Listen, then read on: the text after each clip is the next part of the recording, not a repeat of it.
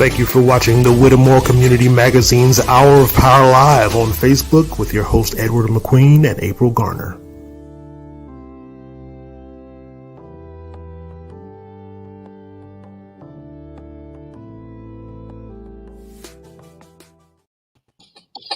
Good evening. Good evening. The sign said it's time for broadcast. It is time for the broadcast. That's what it says. Hey, thank everyone for joining us today. And as you see on our screen, we've got an important person. I started to say important people. Yeah. I am criminal. What can I say? Yeah. So I'm just hope and pray that everybody had a good weekend. And in spite of all the things that have been happening, and letdowns and number of people's deaths and political things that not in everybody's favor, stuff like that. So we're going to kick our program off as usual. And Reverend, you can help us today. We're going to start sending our condolences and our well wishes out to our sick and shut in. And if you have anybody special, that you want to chime in, please feel free to do so. We usually start, as you probably know, that with our alphabetically tuned jurisdictions, and a lot of times we start with Ann and then Allentown. We got to make sure we get Allentown in there because we'll get a feedback from there. It's real. It's real. Yeah, so, you don't want to miss anybody. yeah. So we got a whole hour show today, and we're gonna let our people know out there that we do send our prayers out to them, well wishes. Starting in Allentown, Anna, Bucksport. Keep me alphabetically, okay? Chesterfield area.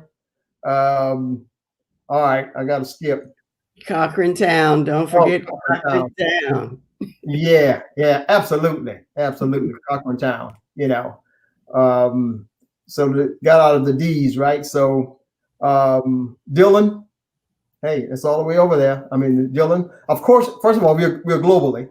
And for those of you who are going through the net, www.wcmagazine.net, you can see us live and on YouTube as the promotion was sent out for, of course, especially Facebook.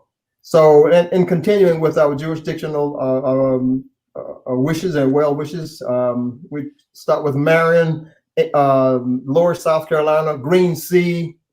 We'll leave the capital economy for last. I was wondering. Huh? I was wondering. You're wondering. Okay, Hemingway, South Carolina. Georgetown, Charleston, Chapee, Plantersville. Annie Village, Jacksonville. River Longs. Huh? Myrtle Beach, Little River Longs. Oh yeah. When we get to Little River, what's next? My sister April. Big River. Hey. Mm-hmm. Where is that? Yeah, that's right. I followed Brother Edward's lead on that one. He told us about Big River, so maybe we'll learn where that is one day. So Big River over there, and then in the Longs area, some of our some of the best people over there in that area who are very attractive to the vote. They're serious about getting out the vote over there. They've been holding some rallies in all the local churches and so forth. I'm sure Conway is, we're just about doing the same thing. Heard a whole lot, but I'm sure. But anyway, finishing up with our jurisdictions. We got Highway 501, right? Race Path. Mm-hmm. Okay, Granger Road. Granger Road, 9th Avenue. Let's just go on up the road here. 501, get Virginia, Richmond, Washington D.C., Philly, Jersey, Newark. Don't forget down south. Down south. Oh, Atlanta. Don't forget 397 Sand Ridge.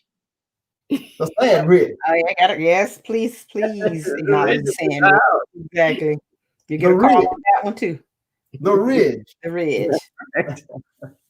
Yeah, absolutely. So we want to welcome everybody and welcome to our guest, Reverend Cheryl Adamson, who's going to join in the discussion. I'm going to say join in because it's, we have a lot. I guess we're going to have a number of questions and comments about this critical topic on food deserts.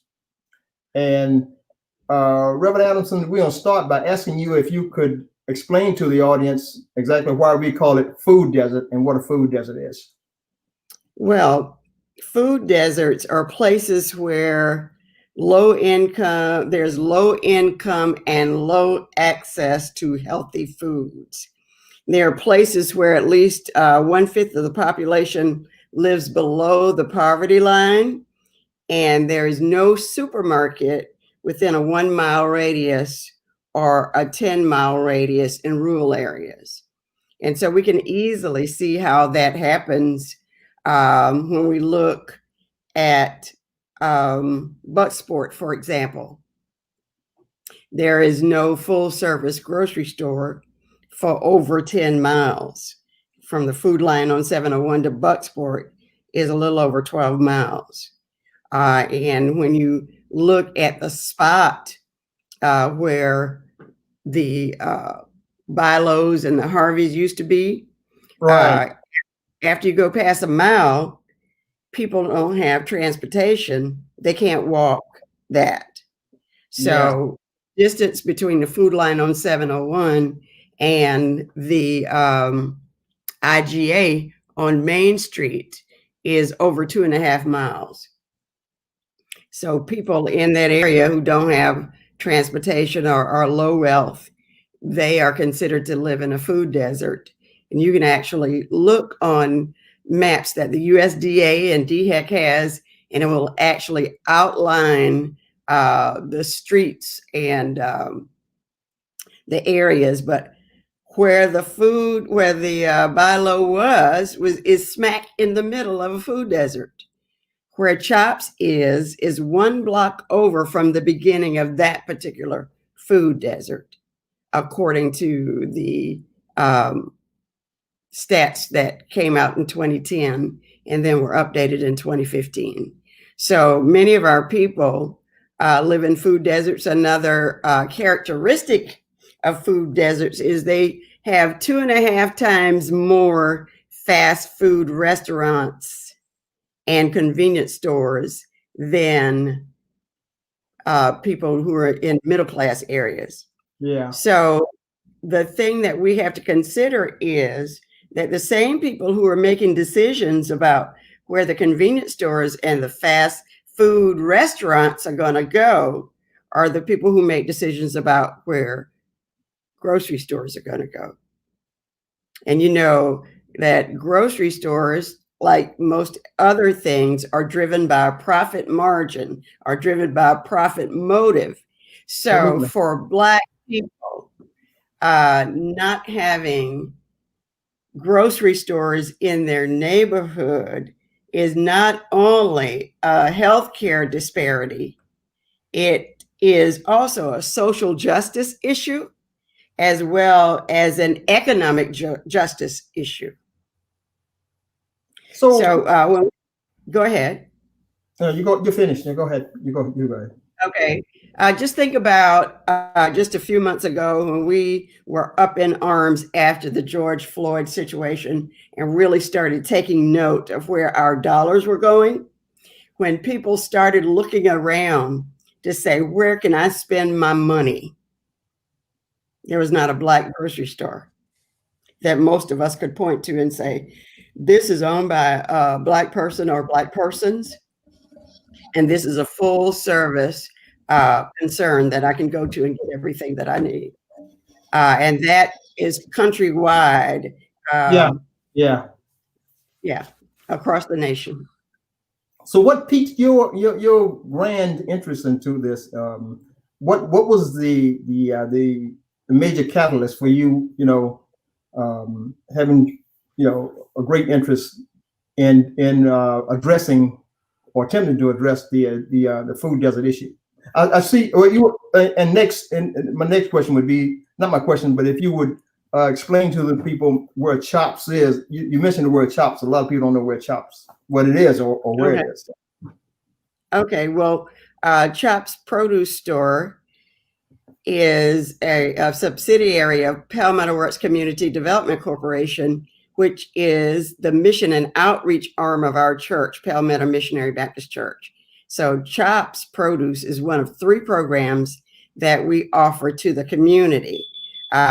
We say at Palmetto Works, our motto is Palmetto Works where everybody works. Our underlying philosophy is that everyone has their age and developmentally appropriate work to do, so that the work of childhood is learning and play, the work of adolescence is maturing and career exploration, and the work of adulthood is family building, job and business building, and the work of the church is to be the presence of Christ in the world. And so with that, we have 3 programs. One is called Palmetto Kids Music and Arts Academy. We have an after-school enrichment program and a summer camp. And then we have the Palmetto Youth Leadership Academy, which is a stay-in-school and mentoring program. The kids in Palmetto Kids are from 5 to 12, and the children who are the young adults or the teenagers who are in the Palmetto Youth Leadership Academy are 13 to 18, and they serve as junior camp counselors in the summer camp and in the after-school program. And then CHOPS is the program that we developed for adults. But what happened is we wanted that to be a training program, a culinary arts training program for people coming back from prison or from the military. But that has not gotten off the ground yet because our timing was bad. Our relationship with Horry Georgetown Tech conflicted with them building that wonderful international culinary arts training program, though they have developed the curriculum for us for culinary and hospitality operatives prepared to serve, but we have not implemented that yet. So I asked the Lord, what should we do? And he said, take what's in your hand. And what was in our hand was 3 raised garden beds at the church, 4 actually, 3 raised garden beds at the EME apartment complex where the children live that we serve. And then 8 raised garden beds at the community garden on Larry White's property. And I went and I asked the Johnson family if I could utilize that old spot on the corner of 501 and Race Path. That was a dilapidated produce stand. And long story short, they tore down the old stand and built in the footprint 170 square foot building for us to start our program. This would have been year 4, but because of COVID-19 and the fact that most of us that volunteered to work in there are over 65 and have underlying conditions, we have not opened back up, but by the grace of God, we are still able to supply food for the community. So the CHOPS is an acronym, I understand. Yes. You want to expand? Can you expand that acronym? Again, CHOPS is CHOPS, Culinary and Hospitality Operatives Prepared to Serve, is what the name that we came up with for our culinary arts training program. And we were hoping to train people at a level above a dishwasher or a cook to be able to go into the industry, the tourism industry, when they're making their way back into society, our returning citizens. And so that's where we came up with that name, CHOPS. But you asked me where my interest came from, and a lot of people don't know this, but when I was a little girl in the second grade, my ambition was to become a pediatrician. I could spell pediatrician before I could spell doctor. And I went to medical school. And I was in medical school a year before my husband was. But the way I tell it to some young people is I left there not with an MD degree, but an MRS degree. So when my husband went to train at Walter Reed Army Medical Center in Washington, D.C., I became an adjunct professor at the University of Maryland at College Park, and I got a master's degree in health education. So my professional career prior to coming to Conway was as a health educator. So my desire is to see people live long and healthy lives. And, God has a way of shifting things. I became a preacher, and I got a little sidetracked with that, but I got back on track when I realized that I could preach the gospel of health. So that's how we ended up where we are right now. Well, with those credentials that you spelled out, we're accurate in bringing the right person on with this program today to talk about food desert. Well, to God be the glory. We've got a lot that really concerns our community that we need to pay attention to, especially in the midst of this COVID-19. Yeah, and there are a number of things we want to talk about relative to this food desert to the COVID-19 pandemic. We kind of call that food insecurity. Because, yes, absolutely. Mm-hmm. Yeah. If we don't have adequate food and to have adequate nutrition in preparation for the alleged next wave of COVID-19, I think we may be up creek a bit, Well, yeah, we really need to. I'm not knocking fast foods, but notoriously they're not the ones to supply those kind of nutrition for us to circumvent precondition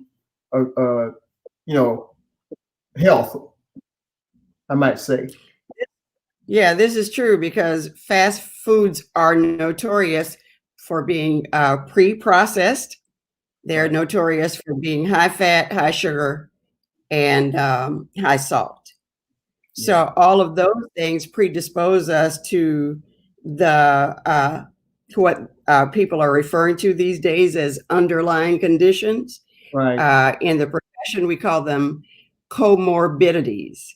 In other words, they are things that you would list on a person's death certificate as contributing to their death. So what we have found is it's not necessarily so that a person who is diabetic is more likely to catch COVID-19 or catch the coronavirus. But what happens is once they do, then their outcomes are generally not as favorable. Do y'all need me to cut my light on? It's getting dark out here in this country. Or can you still see me? Okay, you turn your light on.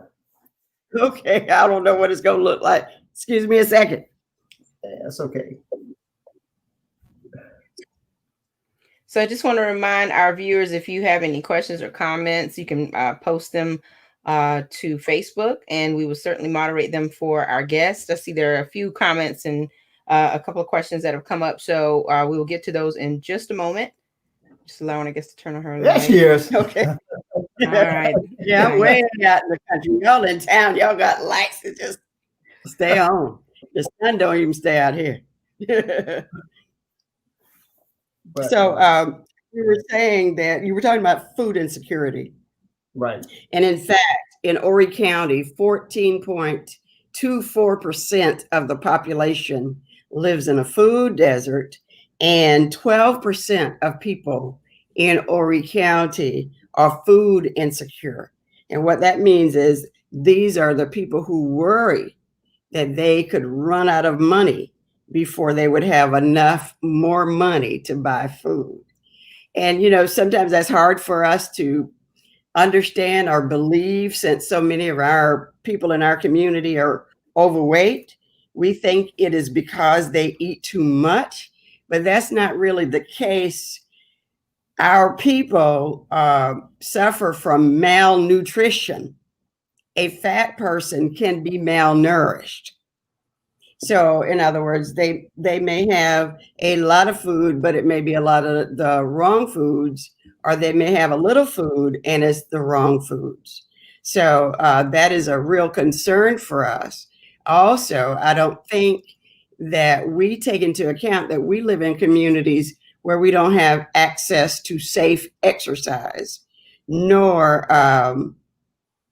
do we have access to, you know, in addition to not having access to fresh fruits and vegetables, or the ability to know how to prepare them. And another factor that I really have come to embrace in the last year is that stress overwhelmingly plays a role in our being overweight.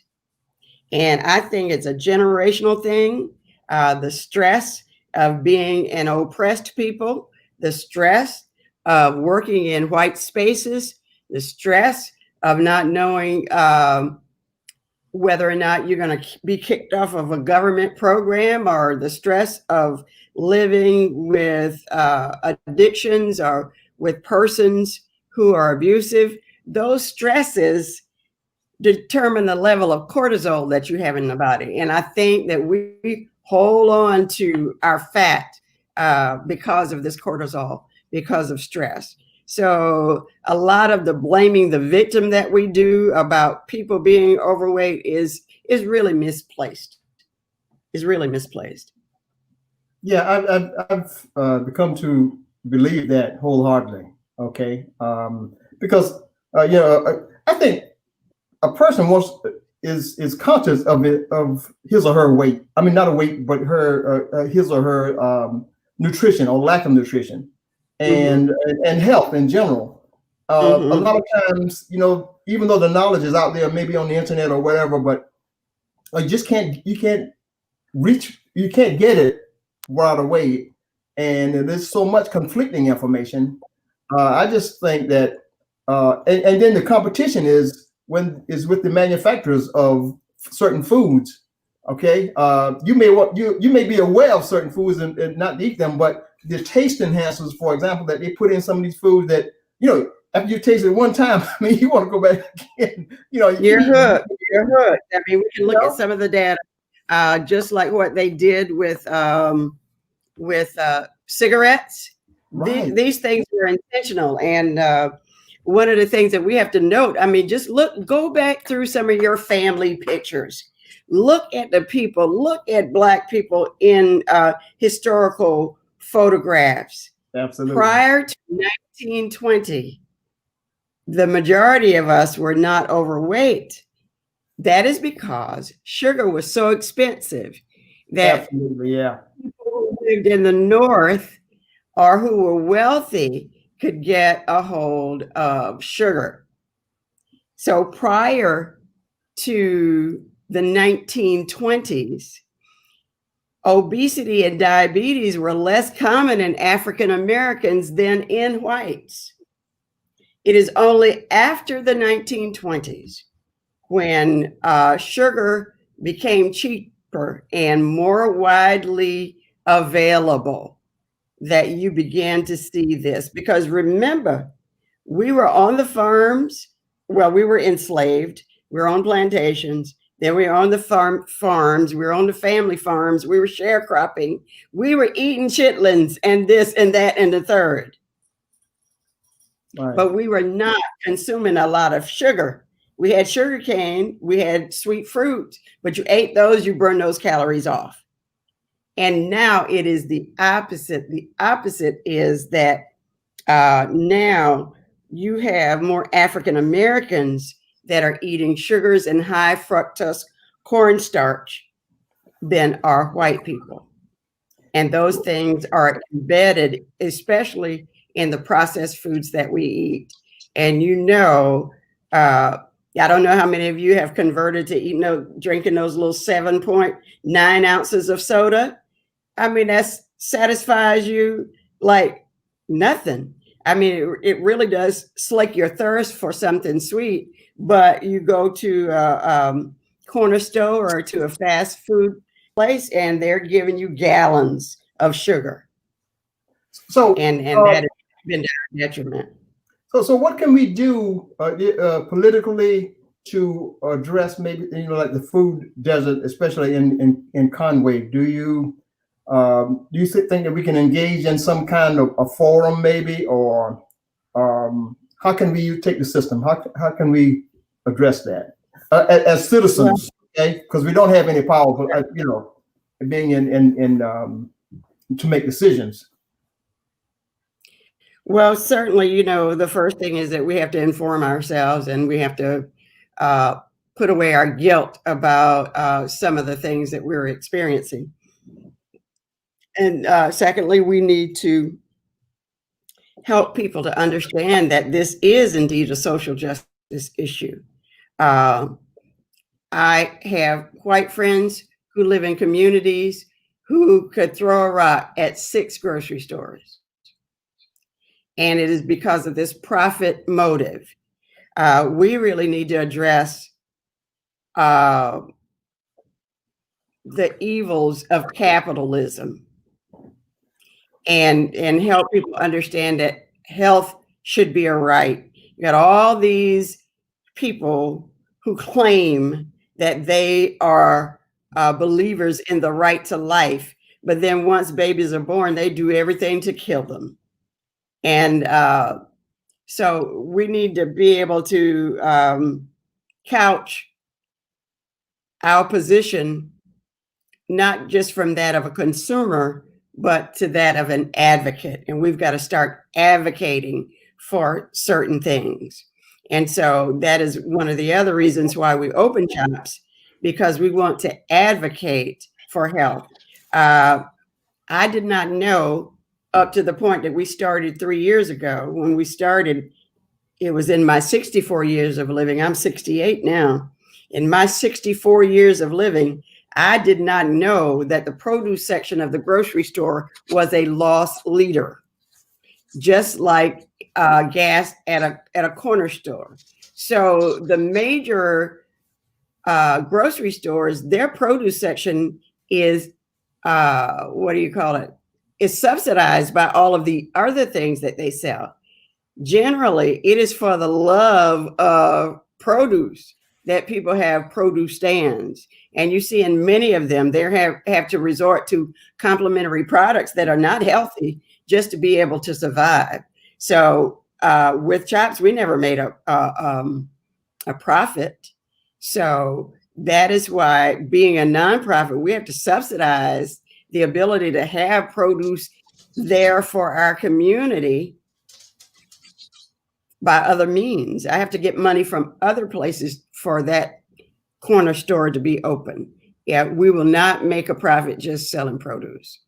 So that's one of the things I need, and we need people to get on board with that and to recognize that we've got to advocate for those kinds of outlets in our community.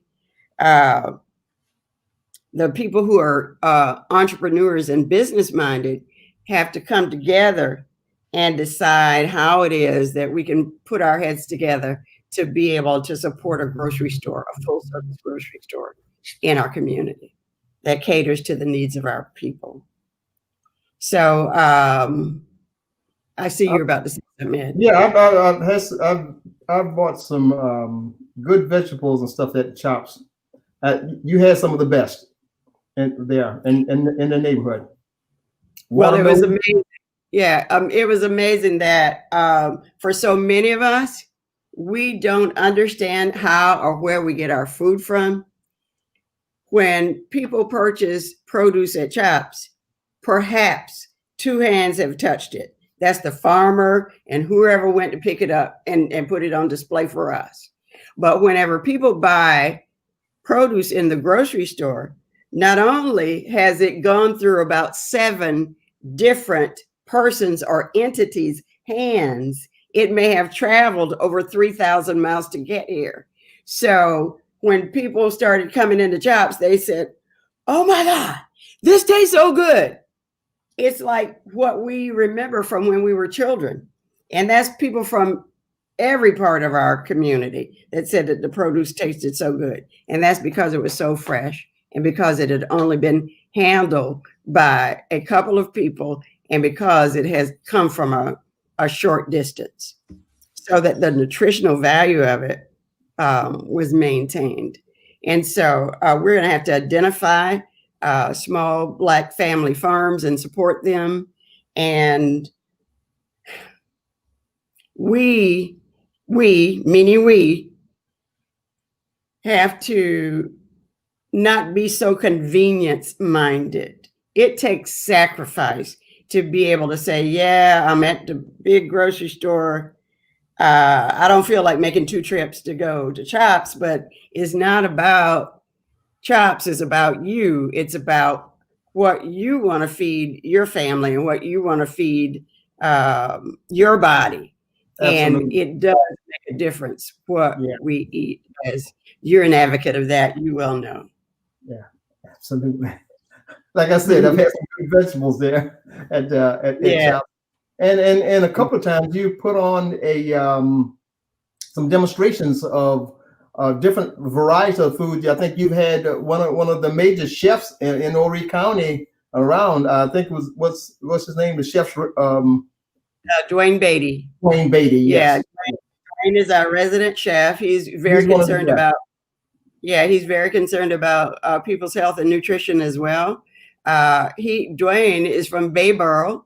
Right. The first time I saw him, I looked at the shape of his head and I said, "Where are you from?" And he said, "Bayboro." I said, "You must be kin to my cousins." So we share first cousins. We have mutual first cousins on the other side. But so he's a country boy, but he can prepare cuisines from 25 different countries. And he prepares for people who have money, food for people. He's like a personal chef for some people. And so wherever we are and whatever we go into, we want to be able to teach people how to use the produce that we have, because regardless of socioeconomic background, most families only use between 5 and 10 different vegetables. So most of us don't know how to use a variety. And most of us need to be introduced to new ways of preparing our food and introduced to new foods. And so that's why we consider that to be so imperative. And he's really been instrumental in helping us with that. And the other person that we had at the store last year and this year, only in a different capacity, is John Smalls. And he's from Burgess. He is a member of the Smalls family that owns Freewood Farm. And he's very committed to learning to be a farmer. And so while Chops is not open, he's learning to be a farmer. He's got some property that he's farming he did this summer and this fall. So we hope to have some outdoor pop-up produce sales, hopefully in the fall when our greens come up. Well, all right. But yeah. Okay, we've got a number of comments. Okay. April, what do you think? I think we need to take a commercial break. She's been talking for a long time. Let her catch her breath. And then and then we'll come back and we'll take a look at the comments and the questions. How about that? Okay. All right, very good. All right, thank you. All right, here we go.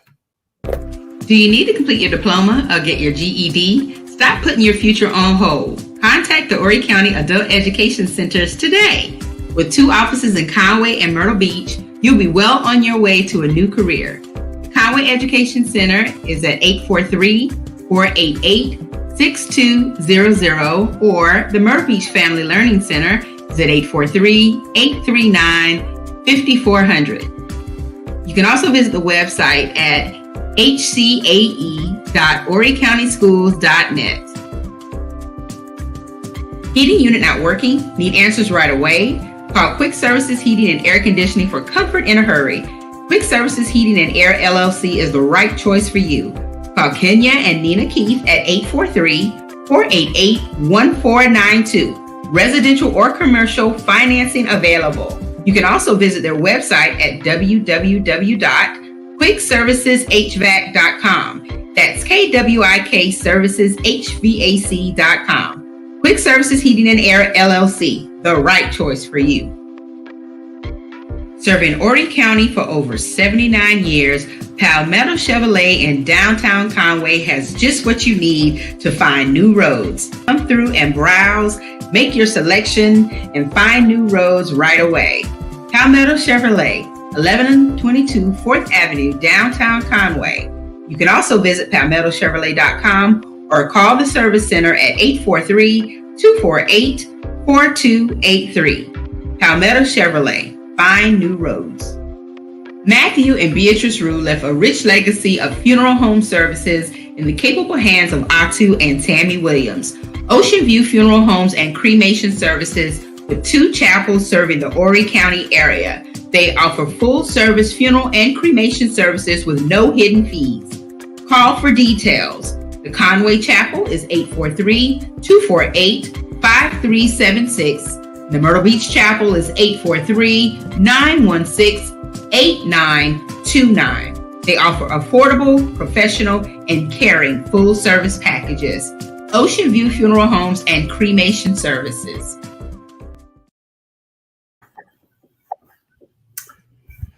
All right, we're back. Mhm. Back. And I think Sister April wanted to give us a follow-up on the on our comment thread. Okay. All right. So let's see. We have a lot of comments about some of the points that you made about the lack of Black-owned grocery stores, even grocery stores within our community. And then a couple of questions about what some solutions could be to answering the, I guess, the discussion topic or the need for what the discussion topic is all about, which is, the fact that we have food deserts that exist not only here, but throughout the country. Amanda Butler says, I was just having this conversation with someone. It's sad we can't say that we have a Black-owned grocery store. We used to have one in the community, but now. And then Addison Wright Jr. chimed in and said, Piggly Wiggly A&P Stevenson Grocery used to be in the Black neighborhood. So, definitely, points to remember as far as what we used to see. And yes, there used to be a lot of grocery stores. It was, really easy to kind of get in your car and go to a grocery store within a matter of minutes. And now they're kind of disappearing. So that leads into some other questions. Priscilla Fuller says, what is the possibility of expanding the raised plant beds and doing rotating farmers markets, tapping into some of the colleges for additional assistance? So Reverend Adamson, have you thought about that, or is that a solution that you recommend? To address the first issue, I want to say that there are many among us who are considering possibilities for beginning a Black grocery store. I don't know of any full service Black grocery stores in South Carolina. There used to be one in Columbia. I know of a small one in North Charleston. There is a man whose name is Tim Waters in Florence, who has been on a quest to open a grocery store for 20 years. And he has gotten $300,000 from the city of Florence and $500,000 from the South Carolina Community Loan Fund. And he's going to start a Save-A-Lot. They had some problems with their builder. They thought that they were going to be in by 2018, and then August of 2019, and then April of 2020, they were to start building again on the north side of Florence. But I don't know what has happened with regard to the COVID. It may have had an impact on that, but he is determined and he will do it.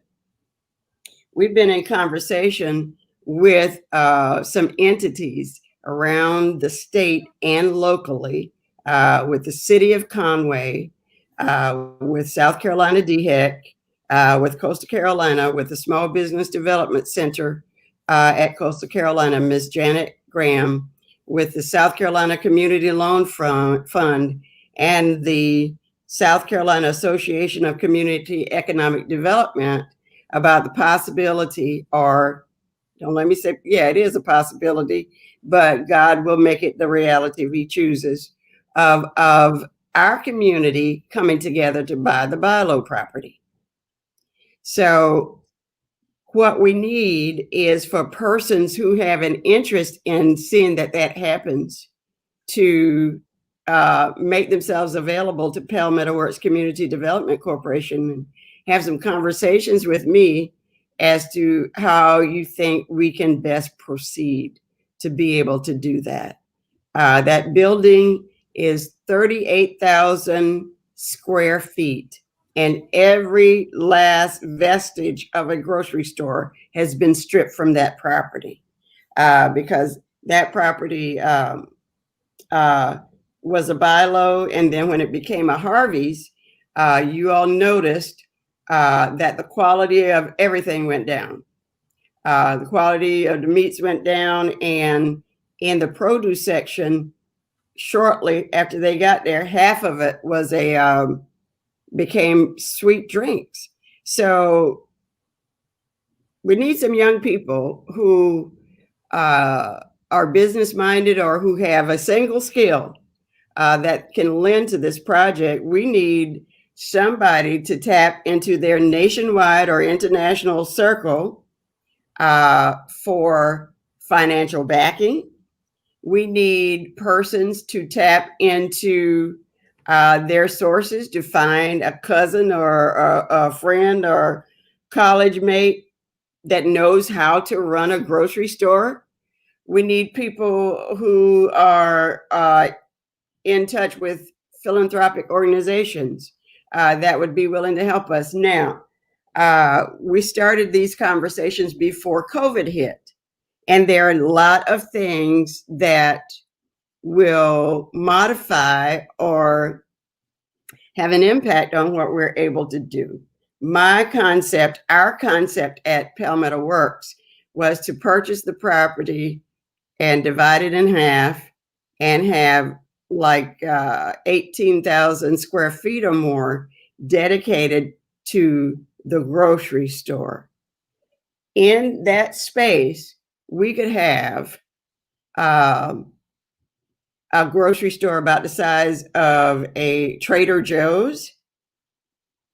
We could have a culinary arts training program. We could have nutrition, education, and other classes in there. We could also have a restaurant space that could be almost like a food mall, because one of the things that has happened as a result of COVID-19, you have seen several restaurants that were owned by Black persons that have gone out of business. And that is because the cost for brick and mortar to be able to survive over 2 months with enough money in your pocket, it's very, very hard. And so the modeling that we're going to be able to do after COVID, and we have to prepare for after COVID because there will be an after COVID. We will survive this, and we have to be in a position to thrive. It may well be that we need to have a food court kind of situation where small restaurateurs can have a space and offer their wares without such financial liability. It could also be, and you all know that before COVID, there are a lot of people cooking out of their homes. There are a lot of people catering out of their homes. So there's a need for space for commercial kitchens that people can rent, for shared kitchen space. So those are among the ideas for that part of the space, and then others. So if you have ideas or if the Lord has laid a vision on your heart for how this could work for our community, this would be a job generator. This would be a training facility for our young people. to learn how to be self-sufficient. I used to say back in the 60s and 70s, if somebody gave us our own country, we might not even know how to manufacture our own toilet paper. So when we think about economic self-sufficiency, we have to think about some very basic things like farming and retailing groceries. So I think that that's an idea whose time has come, even though it may be put on hold by COVID. Now, with regard to the community garden, God is just so faithful. I've been talking to Larry White and to Othel Grissett about this. And by the grace of God, BB&T Bank, which will now be Truist Bank, has a project called Seeds of Hope. And they, in one of their branches, they were given gift cards as individuals to put into a project. They decided to put their gift cards together and donate them to our community garden.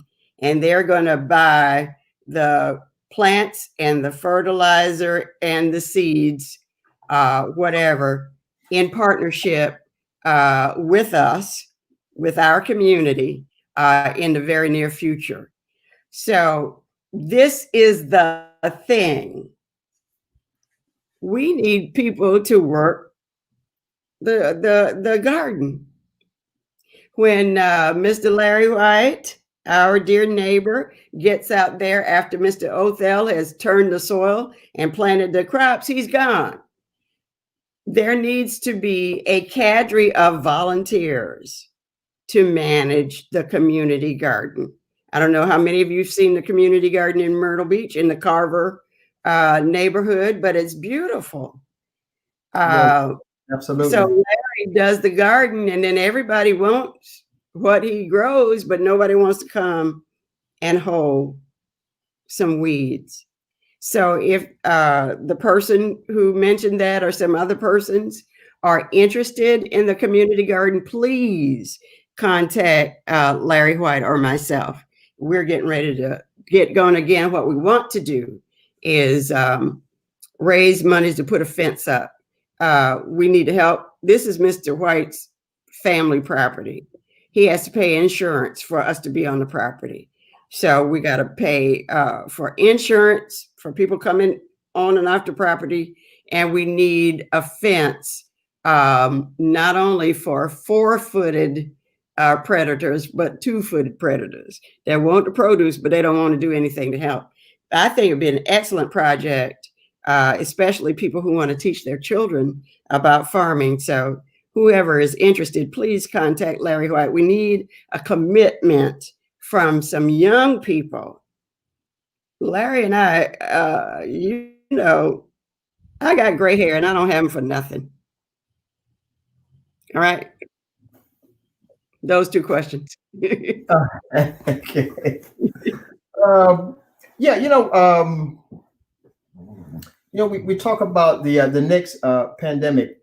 In the absence of health insurance for the majority of people, especially in the Black neighborhoods, I think now it's imperative to start preventing anything that for a need of health insurance. For example, health prevention techniques for getting sick and in need of a doctor or whatever. I think, and I've always thought that eating the right foods goes a long way in solving and addressing that issue. Well, it's really critical that we look at those underlying conditions and comorbidities. I get very angry when people just brush off people dying from COVID-19 and say, well, they had underlying conditions. I say, but they were living with them. People are dying from this disease because they're becoming infected with the coronavirus.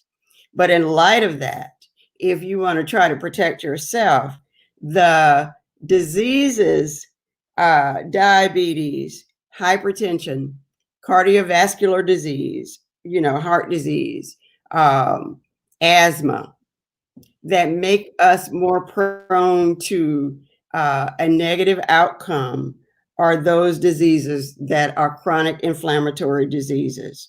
Being in that kind of condition in your body impairs your immune response and makes it more difficult for you to be able to respond. As a matter of fact, some of the physicians, and everything is kind of anecdotal right now because we've not had enough time to do good clinical studies. But even having high sugar in your blood could contribute to a negative outcome because it could be feeding the virus. So you can get more information on that from Dr. McIver when he and Ms. Garner talk then from me. But we have to address the underlying conditions that make us more prone to bad outcomes with whatever we're facing. So you've been told all of the things that we need to do, and I don't know why our people are doing the most with their socializing. I don't know what it is that they think is different for them and their families than others, but we have to practice social distancing. We have to, some people have no concept of what 6 feet is. We have to wear masks, and they're even reporting now out of China that a very small percentage of people who get COVID-19 wear glasses. So the eyes are an inlet for the disease. So I don't know. Next time you see me, I may have on a mask and goggles or one of those face shields. But it's just like getting anything splashed in any orifice in your body, not your ears, but these 3, the eyes, the nose, and the mouth. So, and we need to drink lots and lots of water and cut down on empty, sugary calories. And I have to say, I know how difficult that is because we're all so stressed out. And I know I have drank more sodas during this time than ever because we're trying to keep ourselves happy, but we really need to be aware that these things make a difference. I was just looking at some of the threads, the comment threads, and you talked about having the garden with Councilman White and Brother Othell. Othell is a true farmer, by the way. Mm-hmm. Right. Kudos to him. He's got his tractors out there, and he really gets on the growing things. And I'm looking at the thread from Mary Cooking Goins. Mm-hmm. And she said thanks to Miss Fanny Brown and Miss Charlena Goins for their work in the Haywood Family Garden. That's the garden that you were speaking of, I believe. I think so. On our Carver Street. Mm-hmm. That's named after, that's a Philip Hayward. He got killed in a car accident. Mm-hmm. Yeah, and that's the garden is named after him. His parents are there. Somebody has to be committed to the work. I'm a pastor, I'm a preacher, I'm a teacher, I'm a visionary. I can think of all kinds of things, but we got to live practically. Somebody has to be the boots on the ground. There's no space in where we are now. Time is off the clock. People got to stop thinking about what they're gonna do and do. And I think my role is to help people make their dreams come true, to network and to get entities and persons and resources together. That's what I can do. I stay in my lane. I'm trying to learn how to farm on my back porch, but it's not likely that I'm gonna be hoeing a garden. But that is valuable work that we used to do until somebody made us shame of it.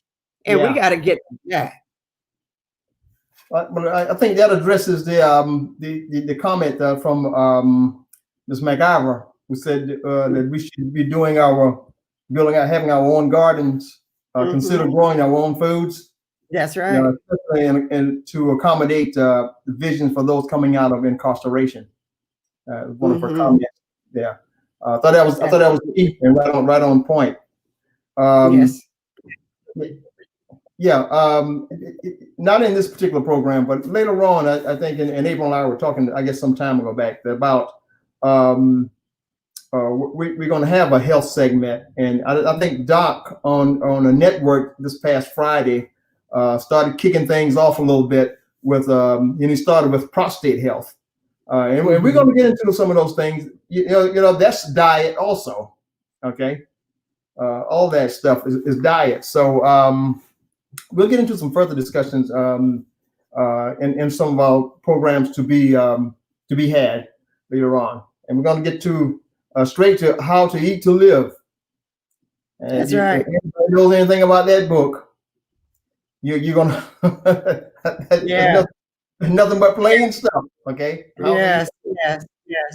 So yeah, we're the other issues that we and I think I touched bases on this before about getting ready for that next pandemic. I mean, the experts are projecting that, and they say this fall, and the fall is here almost, I believe. Well, that's the next wave of this pandemic. Yeah, but they're expecting, a major one, another round, so to speak. Right. And I don't know if we're taking that seriously enough. Listen, the way people were hanging out Labor Day, you think they don't believe it. And you would think because Doc comes on the network every Friday and gives his update and gives some very, very vital information that everybody should be taking in. And the outcomes, I don't want to say that the outcome is our fault. A lot of times, not that we're not privy to this, to getting this information, but is that the location of where we are, out in the rural areas, especially in Horry County and out there, sometimes they don't have a lot of that information is just on the internet only. Okay. And not just the TV or cable. And there's a certain generation that does not navigate the Facebook or internet or the computers at all. Okay. And a lot of those people are with preconditions. So they're susceptible to that virus when it hits. So look, we've got a few more minutes, I guess. I thought y'all went to 8 o'clock. Yeah, it's 8:03. Yeah. It's 8:03. I got my baby here. My grandbaby's here. Oh wow! Yeah, but that's what's keeping you going anyway. But look, certainly, unless we want to share some more of these comments. For example, Miss Betty Goss, she said that about the gardening, so that she'll ask her quote unquote Keep Horry County Beautiful board meeting tomorrow. Oh, excellent! Right. On the seed grant that she knows that South Carolina has. Okay. Oh, South Carolina has a seed grant? Yeah, that's what she said. She said, yeah, it's a seed grant that South Carolina has. So she'll ask her board tomorrow, the board of this committee called the Keep Horry County Beautiful, the board meeting. Which is good. Now that's the kind of networking I'm talking about. When you know of a source, share the source. Absolutely. We got to get our heads together to make some things happen. There's one good statement though that Amanda Butler made. She said, "Black farmers are on the rise." All right, yeah, that's true. That's good. Really, but it's on the rise with educated people. Okay, they're finding out what the value of farming is. So, and they're the ones that really, I know I look at it myself very, very seriously. You better come on. But anyway, so we can on a closing statement. Do you anything else you want to say? This has been a beautiful conversation, and to all of our people who want to share with the comments, we're certainly glad for your comments. Of course, it wouldn't be good if we didn't hear from Reverend or Minister Cedric Blaine Spain about. what Cedric got to say today? He loves chops. He said chops is the place, and when you had it open, so he said he misses you very much. Yeah, and we miss chops because that is one thing. When we were growing up, the church was our community hub. And so many people have stepped away from the church as the center of our community. And so one of the beauties of CHOPS was being in the place where the people could reach us and being able to be with the people. We enjoyed interacting with the people at CHOPS. So that was a blessing. So, but we needed more support than what we've had in the past if we're going to make progress. So I just want to invite people to pray for us in our endeavors and to join with us. My phone number is known by everyone. You can hit me up on Messenger or on Facebook, direct me to your phone number. We'd love to have conversations with you. We are grateful that God has made a way for us to be able to feed between 60 and 100 families a week with our Farmers to Food Families food box program. We do that in conjunction with Spokes of Hope. And we partner with a lot of organizations in town with Reverend Dorothy Jones of Damascus Baptist Church, Larry White of Neighbor Helping Neighbor and Bethel AME Church, of course, Palmetto Missionary Baptist Church, A Father's Place, and Minister Cedric Blaine Spain. Along with Family Outreach of Horry County, Sherry Coutain. We go and Chip and I and Reverend Dantzler from our church go pick up the boxes. We get the chops at about 11:50. By 12:10, we're out, and they distribute the food to our elderly and low-income people. We've been doing that for about the last 7 weeks. So that has been a blessing. Yeah, so for the people who first time listening to about CHOPS, I want to give them their official address again. It's at the corner of Riggs Path and 501, 505 Church Street. Right across from Cherry Hill, right across from the gas station there. I'm blocking on the name right there. But that's where we are. We've not opened because of our concerns for the community and COVID. But, by the grace of God, we're still at the spot and we're praying for a good outcome for everyone in our community in this devastating time. You mentioned those boxes that you all are giving out. I took a photo of one of those boxes, and I failed. I failed to bring it here, but it needs to be shown because it's full of fruit and vegetables, and a lot of just nutritious items in there. So congratulations to you all on that. And my understanding is that it's every Thursday, every Wednesday. Every Wednesday. Yeah. Yeah. 11:50. Yeah, about 11:50. We've got distributors, so if you are interested in getting one, contact Cedric or Sherry or Dorothy or Mott or Larry. We kind of rotate the people that we give them to. Okay. Is not an unorganized free-for-all. We kind of know the neighborhoods and maybe get around to some families once every 3 or 4 weeks.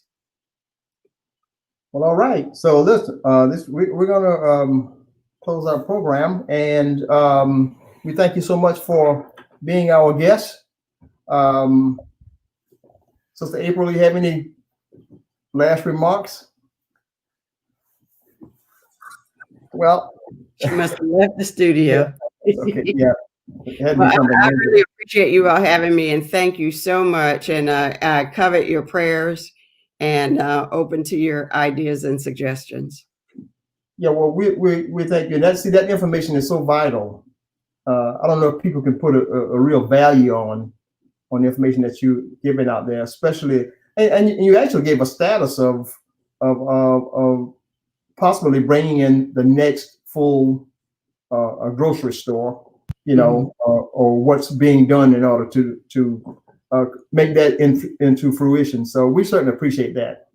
Thank you. And so most people do. So we thank our commenters for all the comments that you've submitted, and you know, we'll see you next week, God willing. Creek don't rise. And to you, Cheryl, to you and the family, and the 2-year-old One.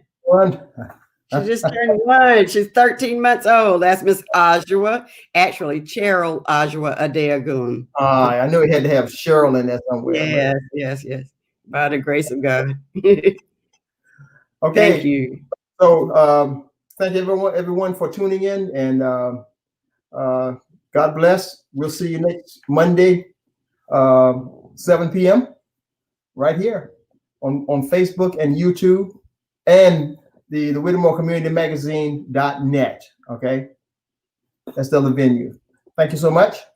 We'll see you Thank you next for week. having me. Okay. All right. Bye-bye, everyone.